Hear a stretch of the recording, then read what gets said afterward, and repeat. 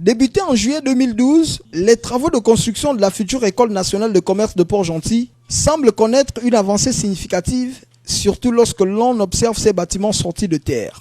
Actuellement, la première phase qui a été lancée se trouve presque en matière de gros œuvres. On est presque à 60% pour les gros œuvres. Parce que là, il ne reste qu'à réaliser les accotins.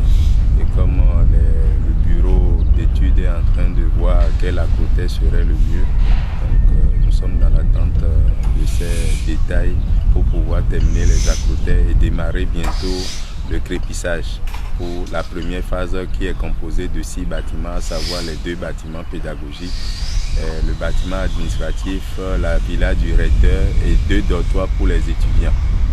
Allant pour un délai d'exécution des travaux de près de 36 mois, sans oublier les aléas, le chef de projet tente de manière technique d'édifier l'opinion sur ce qui a été fait et ce qui reste à faire.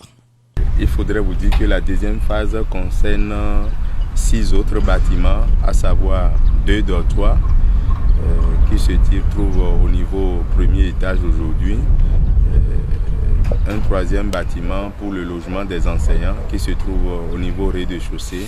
Nous sommes dans la phase du dernier, à 90% du montage des agglos au rez-de-chaussée. Bientôt, on va couler la première dalle. Il y a l'amphithéâtre qui est au niveau Remblai et le restaurant universitaire qui est au niveau de préparation de la dalle partielle. Vous aviez les 2 bâtiments pédagogiques que vous trouvez tout juste derrière moi, à ma gauche et à ma droite, et le bâtiment administratif qui d'ici là on va réaliser le dernier niveau.